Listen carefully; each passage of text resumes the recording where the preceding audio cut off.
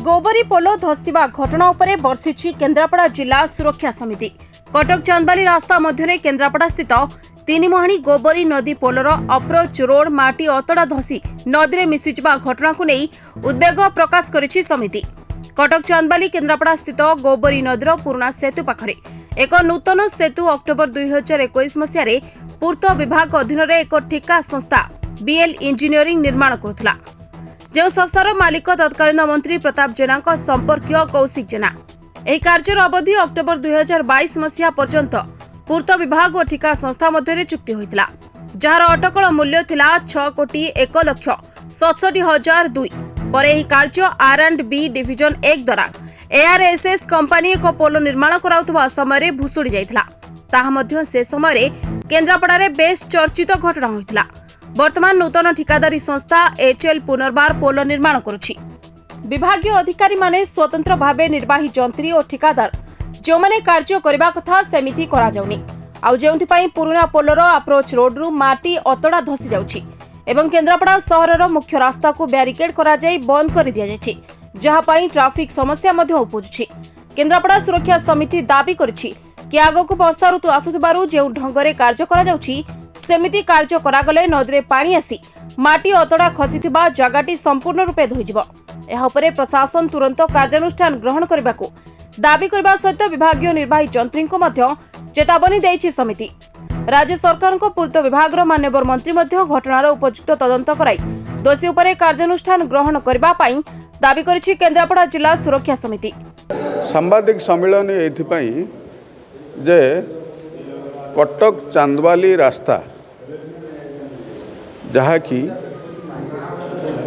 बहुत पुरातन रास्ता, ये रास्ता रे दैनंदिन हजार हजार गाड़ी मालगाड़ी सहित पैसेंजर एवं यात्री माने जीवासीबा करथांती, जोटा कि आम पंचायतर मुख्य फाटक बिली परिचित एवं से पोलो जो से रास्ता रे अच्छी गोबरी नदी उपरे से पोलर अप्रोच रोडटा 25% ऑलरेडी धसी जाइछि।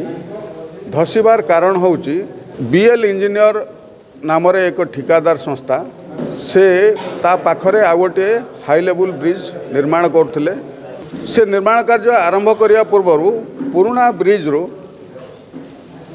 तार फाउंडेशन पाखरु माटी गुड़ा काटी देथिबारु जोथि पाई कि से अप्रोच रोड ऑलरेडी धसी जाइछि। से सुरक्षा आगो को वर्षा दिन आसुथिबो, से वर्षा रे से बाली बस्ता केटा भासी जिबार संभावना बहुत अधिक। ये कार्य बा ये अप्रोच काहे कि धसिला आर गोटे तदंत करा जाय निर्वाही जंत्री को ऊपर कार्यानुष्ठान करबा पई हमर दाबी।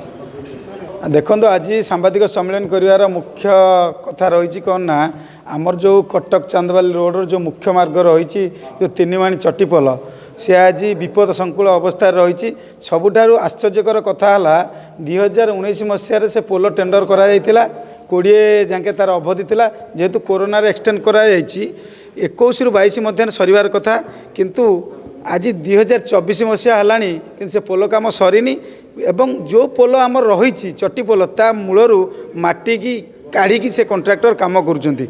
किए काम करुँच ना बीएल इंजीनियरिंग कौशिक जेना नामक जड़े कॉन्ट्रैक्टर, सी है आज्ञा मंत्री प्रताप जेनांकर पुतुरा अटंती। विभागीय जंत्री जो R&B 1 ऑफिस रही ऑफिस मात्र 100 मीटर दूर रे पोल काम चलुची, किंतु कौ हिसाब रे विभागीय जंत्री जानी पारले आज कौ भाया काम चली काम मूलर आरंभ होना।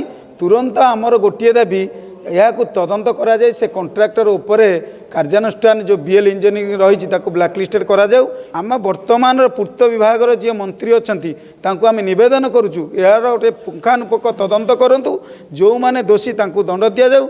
जदि 7 दिन भितर यार तदंत करी विभागीय जंत्री और कॉन्ट्रैक्टर उपरे एक्शन न नि जाए आम R&B ऑफिस सामने धारणा दवा सहित विभागीय मंत्री की भेटी मुख्यमंत्री अवगति निमंते ये कार्य नबू एवं आगामी दिन में ये दुर्नीतिखोर ऑफिसर मान केन्द्रापड़ा केमी तड़ीपार करा तार व्यवस्था करूँ।